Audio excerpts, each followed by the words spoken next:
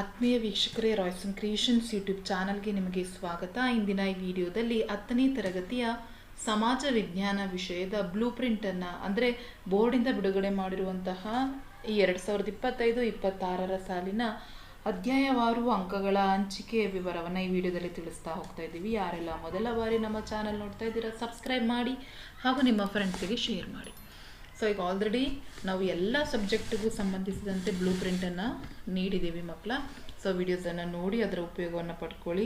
ಅದೇ ರೀತಿ model question ಪೇಪರ್ಸನ್ನು ಸಹ ಸಂಪೂರ್ಣ ಅದರ ಕೀ ಉತ್ತರಗಳೊಂದಿಗೆ ನಿಮ್ಮ ಜೊತೆ ಡಿಸ್ಕಷನ್ ಮಾಡ್ತಾ ಇದ್ದೀವಿ. ಅದು ಸಹ ನಿಮ್ಮ ಫೈನಲ್ ಎಕ್ಸಾಮ್ಗೆ ಪ್ರಿಪೇರ್ ಆಗಲಿಕ್ಕೆ ಬಹಳಷ್ಟು ಯೂಸ್ ಆಗ್ತದೆ.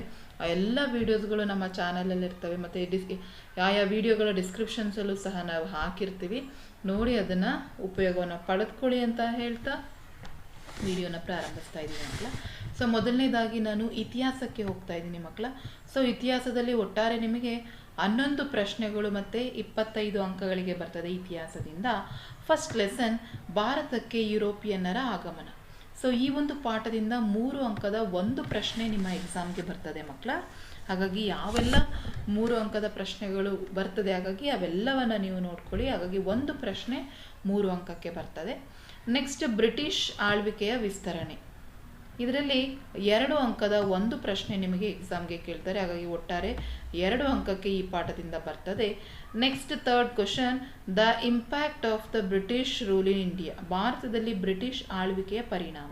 ಸೊ ಇಲ್ಲಿ ನಿಮಗೆ 1 ಅಂಕದ ಒಂದು ಪ್ರಶ್ನೆ ಮತ್ತು ಇಲ್ಲಿ ಆಪ್ಷನ್ನಲ್ಲಿ ನಿಮಗೆ ಈ ಒಂದು ಪ್ರಶ್ನೆ ಬರುವ ಚಾನ್ಸಸ್. ಸೊ ಇದೇನು ಸ್ಟಾರ್ ಮಾರ್ಕ್ ಇದೆಯಲ್ಲ ಅದು ಚಾಯ್ಸ್ ಇರ್ತದೆ ಮಕ್ಕಳ. ಹಾಗಾಗಿ ಚಾಯ್ಸಲ್ಲಿ ಈ ಒಂದು ಪಾಠದಲ್ಲಿ ಈ ಪ್ರಶ್ನೆ ಬರ್ಬೋದು. ಹಾಗಾಗಿ ಒಟ್ಟಾರೆ ನಿಮಗಿಲ್ಲಿ 1 ಅಂಕದ ಪ್ರಶ್ನೆ ಮಾತ್ರ ನಿಮಗೆ ಬರುವಂಥದ್ದು. ಏಕೆಂದರೆ 3 ಅಂಕದ್ದು ಚಾಯ್ಸ್ ಇರುತ್ತೆ. ಹಾಗಾಗಿ ನಿಮಗೆ ಅಲ್ಲಾದರೂ ಅಟೆಂಡ್ ಮಾಡ್ಬೋದು, ಇಲ್ಲಾದರೂ ಅಟೆಂಡ್ ಮಾಡ್ಬೋದು. ಹಾಗಾಗಿ ಇದು ಸ್ಟಾರ್ ಇರೋದು ಚಾಯ್ಸಿಗೆ ಬರುವಂಥದ್ದು 3 ಅಂಕಕ್ಕೆ. ನೆಕ್ಸ್ಟ್ 4ನೇದು ಮೈಸೂರು ಒಡೆಯರು ಮತ್ತು ಕರ್ನಾಟಕದಲ್ಲಿ ಬ್ರಿಟಿಷ್ ಆಳ್ವಿಕೆಯ ಪ್ರತಿರೋಧಗಳು. ಸೊ ಇದರಲ್ಲಿ 1 ಅಂಕದ ಒಂದು ಪ್ರಶ್ನೆ ಇರ್ತದೆ, MCQ ಅಥವಾ 1 ಅಂಕಕ್ಕೆ ಬರ್ಬೋದು. ಇಲ್ಲಿ ನಿಮಗೆ 4 ಅಂಕಕ್ಕೆ ಮೈಸೂರು ಸಂಸ್ಥಾನದಲ್ಲಿ ನಾಲ್ವಡಿ ಕೃಷ್ಣರಾಜ ಒಡೆಯರ ಸಾಧನೆಗಳನ್ನು ಕೇಳ್ಬೋದು. ಹೆಚ್ಚಾಗಿ ಅದನ್ನು ಕೇಳ್ತಾ ಇದ್ದಾರೆ, 2 ಬಾರಿ ರಿಪೀಟ್ ಆಗಿದೆ ಮಾಡೆಲ್ ಕ್ವಶನ್ ಪೇಪರ್ದಲ್ಲಿ. ಹಾಗಾಗಿ ಅದನ್ನು ನೋಡ್ಕೊಳ್ಳಿ. ಸೊ ಒಟ್ಟಾರೆ ನಿಮಗಿಲ್ಲಿ 5 ಅಂಕಕ್ಕೆ ಈ ಪಾಠದಿಂದ ಬರ್ತದೆ. ನೆಕ್ಸ್ಟ್ ನಿಮಗೆ ಸಾಮಾಜಿಕ ಮತ್ತು ಧಾರ್ಮಿಕ ಸುಧಾರಣಾ ಚಳುವಳಿಗಳು. ಸೊ ಈ ಪಾಠದಿಂದ 3 ಅಂಕಕ್ಕೆ ಪ್ರಶ್ನೆ ಕೇಳ್ತಾರೆ. ಇನ್ನೊಂದು 4 ಅಂಕದಲ್ಲಿ ಏನು ಮಾಡ್ತಾರೆ, ಆಪ್ಷನನ್ನು ಕೊಟ್ಟಿರ್ತಾರೆ ಮಕ್ಕಳು. ಸೊ ಯಾವುದಾದ್ರೂ ಒಂದನ್ನು ನೀವು ಅಟೆಂಡ್ ಮಾಡಬೇಕಾಗಿರುತ್ತೆ. ಹಾಗಾಗಿ ನಿಮಗಿಲ್ಲಿ ಈ ಸ್ಟಾರ್ ಮಾರ್ಕ್ ಏನಿದೆಯಲ್ಲ ಅದು ಆಪ್ಷನ್ ಇರುತ್ತೆ.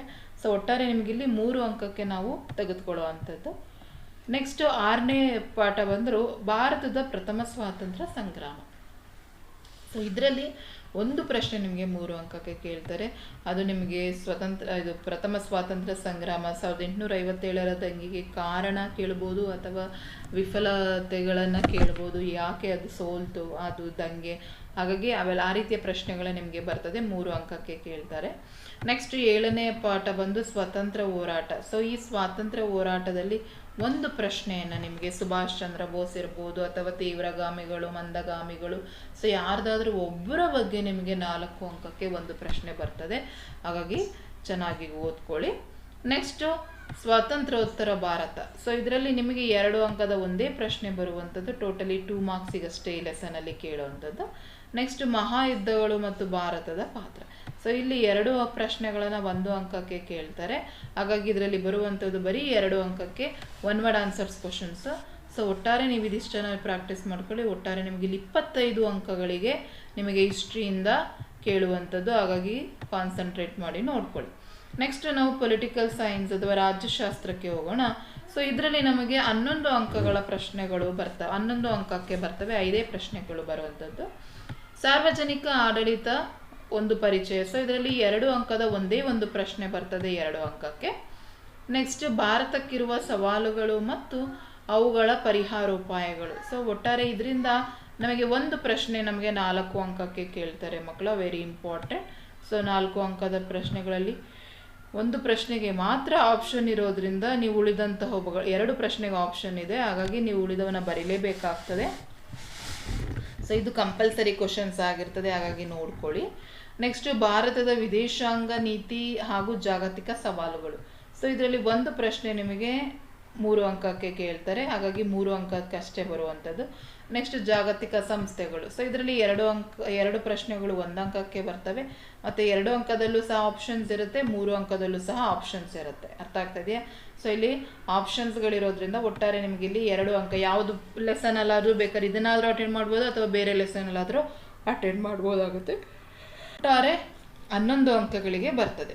ನೆಕ್ಸ್ಟ್ ಸೋಷಿಯಾಲಜಿ, ಸಮಾಜಶಾಸ್ತ್ರಕ್ಕೆ ಬಂದರೆ ಇಲ್ಲಿ 8 ಅಂಕಕ್ಕೆ ಬರ್ತದೆ. ಈ ಒಂದು ಸಮಾಜಶಾಸ್ತ್ರದಿಂದ ಸಾಮಾಜಿಕ ಸ್ತರ ವಿನ್ಯಾಸದಿಂದ ಒಂದು ಅಂಕದ ಪ್ರಶ್ನೆ ಮತ್ತು 2 ಅಂಕಕ್ಕೆ ಆಪ್ಷನ್ ಇರುವಂಥ ಒಂದು ಪ್ರಶ್ನೆ ಇರ್ತದೆ. ನೆಕ್ಸ್ಟ್ ದುಡಿಮೆ ಮತ್ತು ಆರ್ಥಿಕ ಜೀವನ, ಇದರಲ್ಲಿ 3 ಅಂಕದ ಒಂದು ಪ್ರಶ್ನೆ ಇರ್ತದೆ ಮಕ್ಕಳು, ಹಾಗಾಗಿ 3 ಅಂಕ.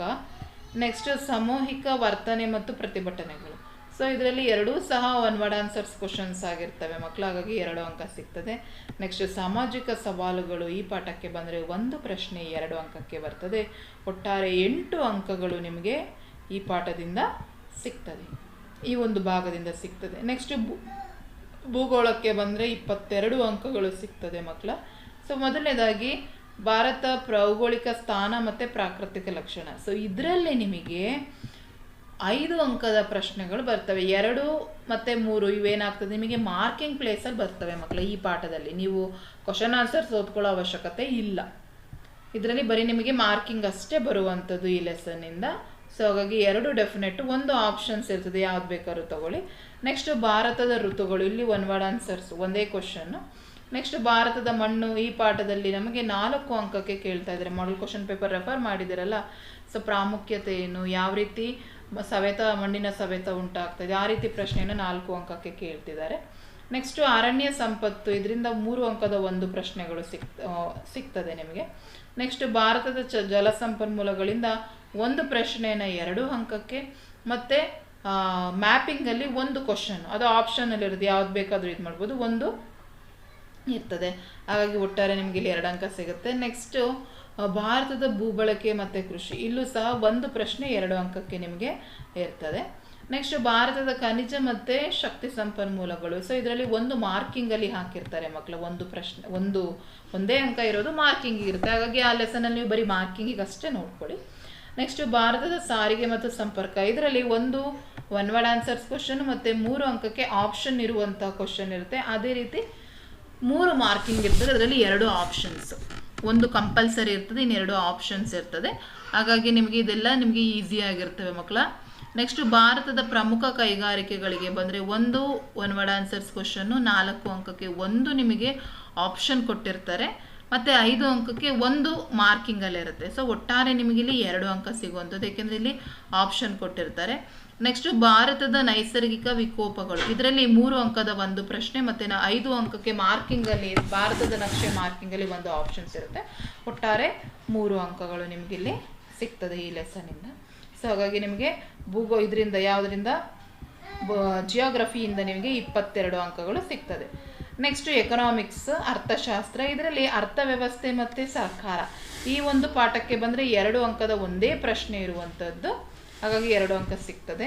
ನೆಕ್ಸ್ಟ್ ಗ್ರಾಮೀಣಾಭಿವೃದ್ಧಿಗೆ ಬಂದರೆ 1 ಅಂಕದ 1 ಪ್ರಶ್ನೆ, 3 ಅಂಕದ 1 ಪ್ರಶ್ನೆ ಇರ್ತದೆ. ಪಂಚಾಯತ್ ರಾಜ್ಯ ವ್ಯವಸ್ಥೆಗಳದ್ದು ಆ ಪಾತ್ರಗಳನ್ನು ಕೇಳ್ತಾರೆ ಗ್ರಾಮೀಣಾಭಿವೃದ್ಧಿಲಿ, ಆ ರೀತಿ ಕ್ವಶನ್ಸ್ಗಳನ್ನು ನೋಡ್ಕೊಳ್ಳಿ. ನೆಕ್ಸ್ಟ್ ಸಾರ್ವಜನಿಕ ಹಣಕಾಸು ಮತ್ತು ಆಯವ್ಯಯಕ್ಕೆ ಬಂದರೆ 1 ಅಂಕದ 1 ಪ್ರಶ್ನೆ ಮತ್ತು 3 ಅಂಕದ ಆಪ್ಷನ್ ಇರುವಂತಹ ಪ್ರಶ್ನೆ. ಈ ಪಾಠಕ್ಕೆ ಆಪ್ಷನನ್ನು ಕೊಟ್ಟಿರ್ತಾರೆ, ಹಾಗಾಗಿ ನಿಮಗೆ ಈ ಪಾಠದಿಂದ 1 ಅಂಕ ಸಿಗುತ್ತೆ. ಸೊ ನೋಡಿ, ಯಾವ್ಯಾವ ಲೆಸನಲ್ಲಿ ಕಡಿಮೆ ಅಂಕಗಳಿದ್ದಾವೆ ಅದನ್ನು ನೀವು ಕಾನ್ಸಂಟ್ರೇಟ್ ಮಾಡ್ಕೊಳ್ಳೋಕೆ ಹೆಚ್ಚು ಇದು ಮಾಡೋಕ್ಕೆ ಹೋಗ್ಬೇಡಿ. ಮ್ಯಾಪಿಂಗ್ ಇರೋವೆಲ್ಲ ಜಸ್ಟ್ ಮ್ಯಾಪಿಂಗ್ ನೋಡ್ಕೊಳ್ಳಿ, ಕ್ವಶನ್ ಆನ್ಸರ್ಸ್ ನೋಡ್ತಾ ಹೋಗಬೇಡಿ. ಹಾಗಾಗಿ ನಿಮ್ಗೆ ಈ ರೀತಿ ಮಾಡಿಕೊಂಡ್ರೆ ಈಸಿ ಆಗುತ್ತೆ. ಒಟ್ಟಾರೆ ಅರ್ಥಶಾಸ್ತ್ರದಿಂದ 7 ಅಂಕಗಳು ಬರ್ತದೆ. ನೆಕ್ಸ್ಟ್ ನಿಮಗೆ ವ್ಯವಹಾರ ಅಧ್ಯಯನದಿಂದ ಬ್ಯಾಂಕುಗಳ ವ್ಯವಹಾರದಿಂದ 1 ನಮಗೆ ಹೆಚ್ಚಾಗಿ MCQ ಅಥವಾ ಒನ್ ವರ್ಡ್ ಆನ್ಸರ್ಸ್ ಕೇಳಿರ್ತಾರೆ. 3 ಅಂಕಕ್ಕೊಂದು ಡೆಫಿನೆಟ್ ಕ್ವಶನ್ ಒಂದು ಇದ್ದೇ ಇರ್ತದೆ, ಹಾಗಾಗಿ 4 ಅಂಕ ಸಿಗುತ್ತೆ. ಹಾಗಾಗಿ ಬ್ಯಾಂಕು ವ್ಯವಹಾರಗಳನ್ನು ವ್ಯವಹಾರ ಅಧ್ಯಯನದಿಂದ ನೋಡ್ಕೊಳ್ಳಿ. ನೆಕ್ಸ್ಟ್ ಉದ್ಯಮಶೀಲತೆಯಿಂದ 1 MCQನಲ್ಲಿರುತ್ತೆ, ಮತ್ತು 1 ಕ್ವಶನ್ ಅದು ಆಪ್ಷನ್, ಉದ್ಯಮಶೀಲತೆಯ ಲಕ್ಷಣ ಕೇಳ್ಬೋದು ಅಥವಾ ಆ ಕ್ವಶನ್ ಆಪ್ಷನಲ್ಲಿ ಇರ್ತದೆ, ಹಾಗಾಗಿ ನೋಡ್ಕೊಳ್ಳಿ. ನೆಕ್ಸ್ಟ್ ಗ್ರಾಹಕರ ಶಿಕ್ಷಣ ಮತ್ತು ರಕ್ಷಣೆ, ಸೊ ಇದರಲ್ಲಿ 2 ಅಂಕದ ಒಂದೇ ಪ್ರಶ್ನೆ ಇರ್ತದೆ.